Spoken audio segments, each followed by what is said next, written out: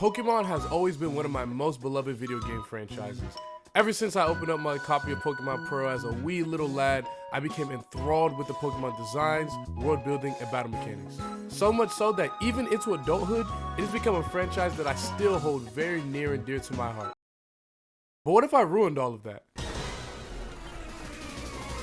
What the hell? Why is there a rival fight here? Yeah, just put this Voltorb out of this misery. No, fighting type move.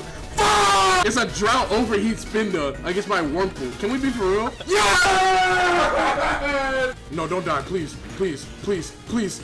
Oh my god. What am I supposed to be expected to do here? Welcome to Kaizo Ironmon Fire Red, possibly the hardest Pokemon challenge ever designed. Essentially, it's basically if that one kid on the playground who made up a billion rules so only he could win designed an entire game. There are a lot, and I mean a lot of rules. So many that I'm not going to go through them all, but I will explain the most important ones right now. Firstly, the game must be randomized, but it's to an extent that you wouldn't believe. Not only are the Pokemon you find on the routes randomized, but their moves are entirely random as well, and even the allocation of their base stats.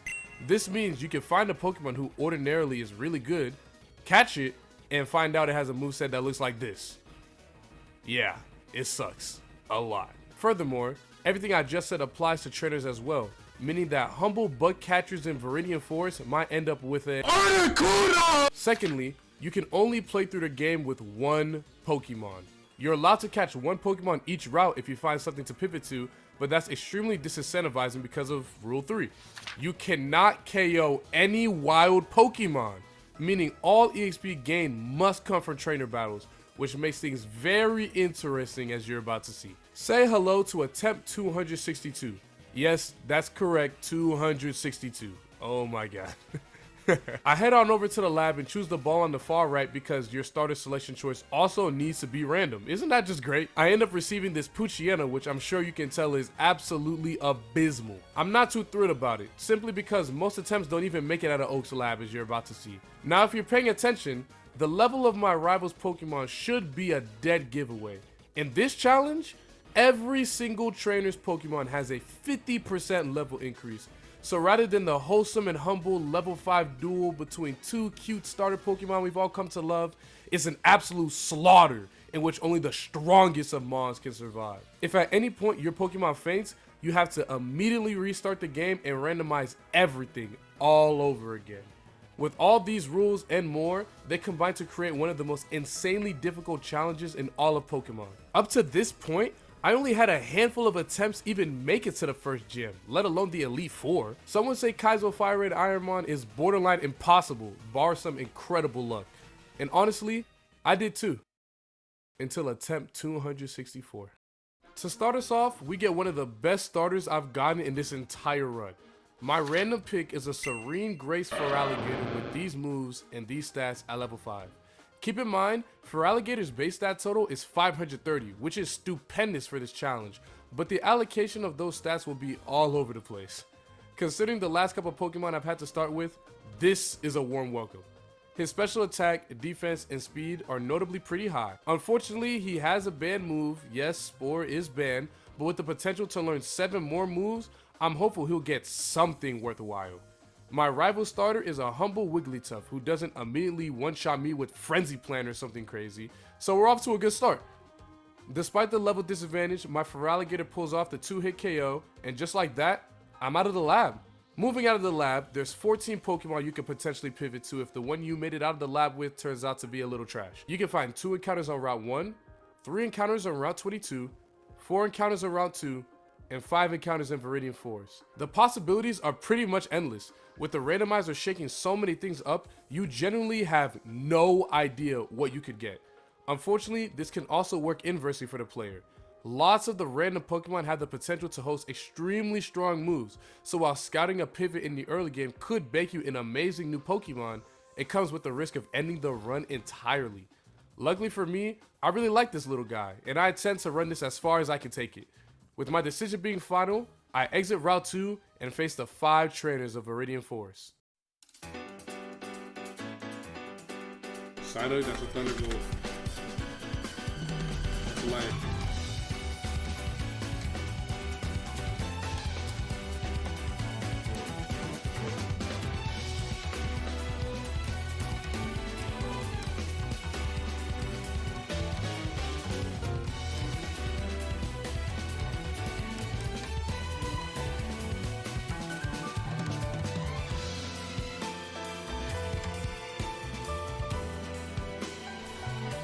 Regice. Not a fan of this.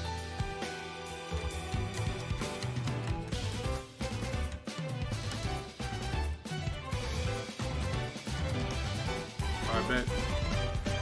We're going to the rival. We're going to the rival. For the first time in over 90 attempts, I feel comfortable in Viridian Forest. I breezed past the first 3 trainers and felt very comfortable with my setup. My moves are a little lackluster, but this feels possible. Very possible. After clearing Viridian Forest, the rival fight on Route 22 is the last opportunity to gain EXP before the gym. After entering the gym, I'm not allowed to leave until I've defeated all trainers, so this XP is crucial. I need the perfect blend of strong Pokemon that garner high XP, but I need the matchup to be favorable so Feraligatr can one-shot them. But if there's one thing I know I don't want to see... Alright, let's see. No legends, please. Ah, I see.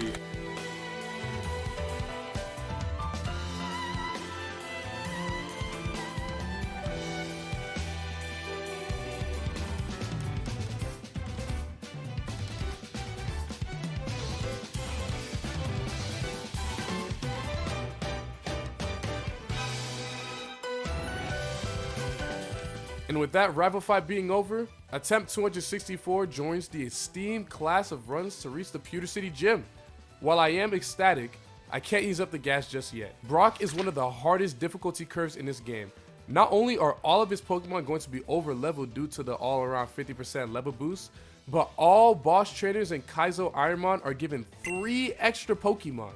This means that Brock has a team of 5 completely random Pokemon that are very likely to have stats better than mine with completely random movesets. Combine this with smart AI, and you have one of the most brutal boss fights in all of Firered Kaizo. Before we can get to him, we have an easier fight with only 1 required trainer, but with the rules barring leaving the gym once you enter, and only using items in battle, meaning I can't heal my Feraligatr if it sustains heavy damage, we still need to be very careful of what he sends out too.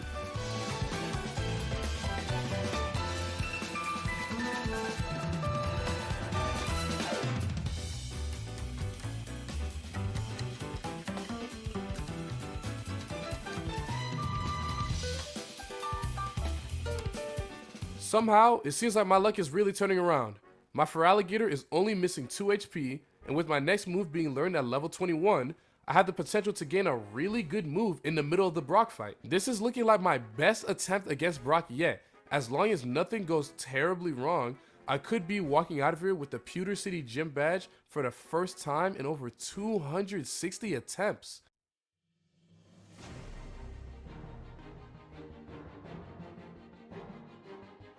His first Pokemon is Sceptile. Not the best thing to go up against, but things could certainly be worse. His Confusion does a disturbingly high amount of damage due to my low special defense, but a Citrus Berry I picked up earlier in the run kicks in and helps replenish some HP without having to sacrifice a precious turn. After feigning the Sceptile, my Feraligatr is prompted to learn Eruption, which is absolutely insane. With Eruption being added to the lineup, I can now hit 9 types for super effective damage. Picking up Steel type coverage especially is huge in case I run into something insane like Metagross or Registeel. His next Pokemon is Pelipper, which is a super easy Thunderbolt. Next up is Tentacruel, another easy one-hit Thunderbolt KO. And after that is a Blissey. I decide to heal on one of my turns and end up getting hit with Hypnosis. Seeing that this Pokemon could literally have anything, I'm kinda terrified as to what this could hit me with next. Thankfully, it opts to use Leech Life and Steel Wing, 2 very weak moves into my Feraligatr, as well as missing its second Hypnosis attempt. His last Pokemon is a Staryu. And with light in my eyes for the first time, I click Thunderbolt and gain the Boulder badge for the first time. Alongside this badge, I gain one of the only TMs I'm allowed to use for this entire run, as I can only use TMs given to me by gym leaders. Unfortunately, Brock gives me Ember, which is completely useless since I have Eruption, but there's still 7 opportunities to get something good. Next up is Mount Moon. Per the Kaizo Ironmon rules, I'm not allowed to leave Mount Moon the same way I came in. This basically means that I have to go through the cave in one trip. No returns to the Pokemon Center to heal or restore PP. This leads to a very interesting dilemma as I need to gain as much EXP as possible, but I also need to ensure that I don't lose the run entirely by overexerting my Pokemon. So this will be one of the first tests of my judgment. Do I get greedy and fight every trainer in Mount Moon, or do I fight the required trainers and leave safely while foregoing crucial experience? I think making a decision before entering would be a bad idea, so I decide to simply play it by ear and make a beeline towards the exit if things get a little scary.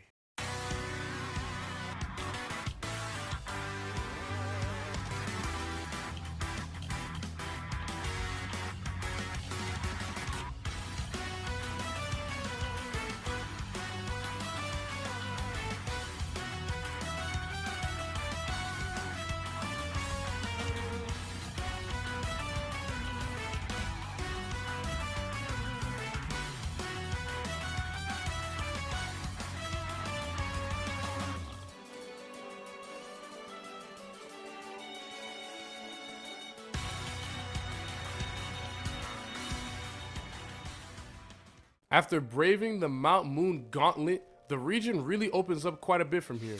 I'm able to take on the trainers on Nugget Bridge and the route north of Cerulean City, as well as the route south of Cerulean City, the route east of Vermilion City, and the SS End. Since the SS End is another dungeon with only one required rival battle, I plan on doing it last. That way, my Feraligatr can get as much XP as possible before having to fight a considerable amount of trainers in a row.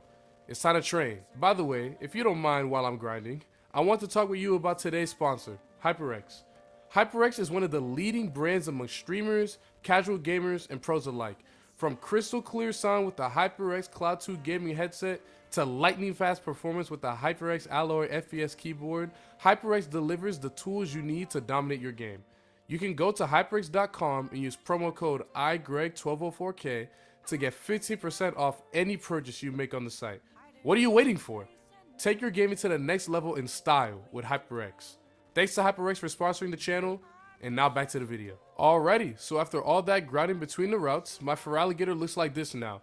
I'm still rocking the same moves since I haven't learned anything worthwhile, but I'm feeling pretty confident in my boy right now. I'm gonna be really over leveled for the 3 fights in the gym, so I feel pretty confident that so long as I don't get poisoned or something crazy, everything should be fine.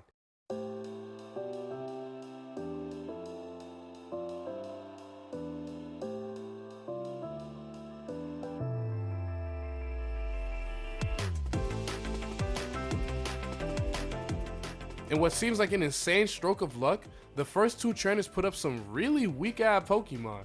I'm generally kinda shocked at how much easier the game is. The Brock level curve is such an insane difficulty spike, but with the sheer stat differential alone, I'm sweeping through the Cerulean gym. Misty leads with a Magikarp, which just gets a Thunderbolt OHKO, into a Slowbro that also gets OHKO'd by Thunderbolt. So far, it's looking like a really normal Misty team. The ensuing Macargo, Curlia, and Sceptile all meet the same fate, and I gain my second gym badge. At this point, this attempt is looking like it could go all the way. I get the frustration TM for my efforts, which is really disappointing, but hey, still 6 more gyms to get something good, as well as 2 more moves to learn. After beating Misty, I finally feel comfortable enough to take on the SSN in the mandatory rival battle that accompanies it. I understandably get a little scared due to my lack of healing items after engaging in battle after battle, so I decide to forego some of the XP to ensure I can continue to run. Moving forward, I challenge the trainers east of Cerulean City by Rock Tunnel and head back to challenge Lieutenant Surge's gym at level 48. As you can probably imagine, the trainers didn't really pose a threat to me except for the Sandstorm Protect Stalling Rayquaza that forced a Super Potion out of me. Then, after clicking trash cans for 5 minutes at random, I finally solved the puzzle and challenged Lieutenant Surge for my 3rd gym badge.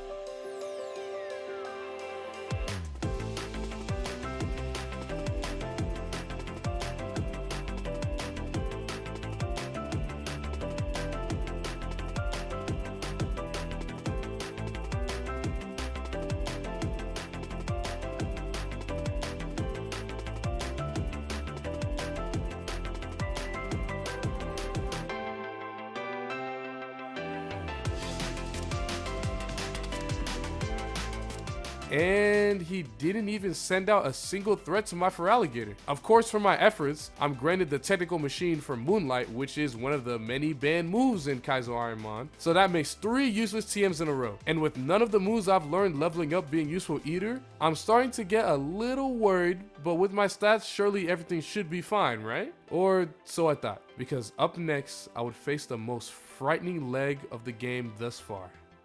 Rock Tunnel.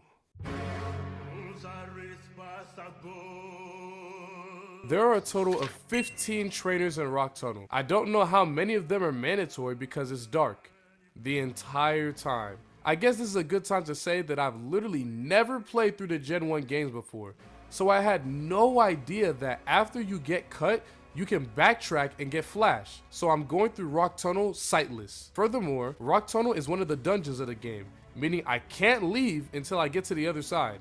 Regardless, I load up a walkthrough on my other monitor and start slowly but surely making my way through Rock Tunnel, where I run into trainer after trainer after trainer. Kaizo Ironmon also forces the evolution of all Pokemon at level 30, meaning all the trainers pretty much have fully evolved Pokemon if they're level 30. The level gap between my Feraligatr and their opposing Pokemon is still large, but with the gap in base stat totals being bridged slowly but surely, the battles are getting more and more intense. A couple of these trainers are even throwing legendaries at me, which is even crazier, but the craziness all comes to a head with this Dunsparce. I'm running low on moves too. Alright, at least this is just recover spamming. Oh my god. Yup, I got Effect Spore. To top it off, I used my only Pecha Berry a long time ago. So now, I need to navigate a cave I've never been through, in the dark, while poisoned, with no idea whether the end is in sight or not. Luckily, I've got a couple energy powders in my bag that I can use in battle if things get scary, but after all these trainers, surely there won't be any more, right? Just my luck.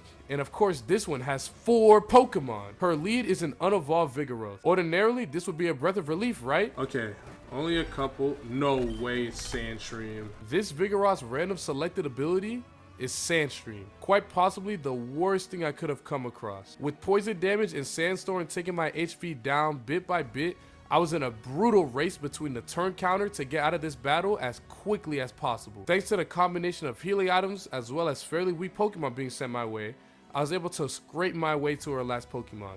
Only one more Pokemon stood between me and the continuation of my attempt.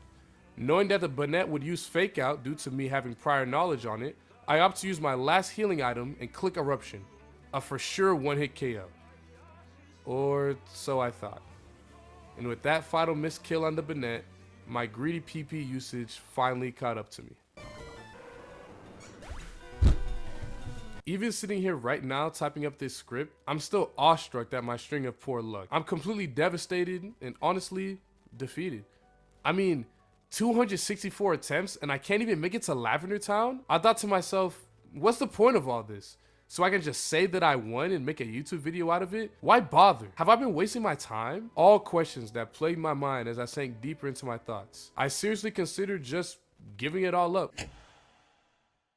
But I'm not gonna give up. I'm gonna keep going, because no matter how much nonsense and bad luck this game throws at me, I'm gonna see the Hall of Fame, even if it kills me.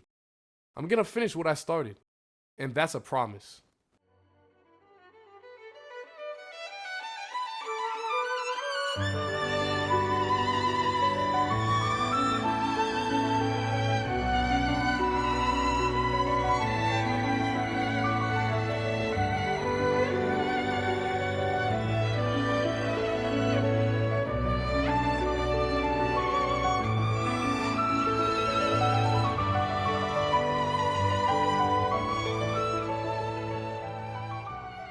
If you enjoyed this video, it would mean the world to me if you would drop a like and subscribe. All of this was streamed over on my Twitch channel, iGreg1204K, which I'll link in the description. And I want all of you guys to be there when I finally complete this challenge. So make sure you drop a follow and turn on those streaming notifications. This has been iGreg signing off. Thank you for watching.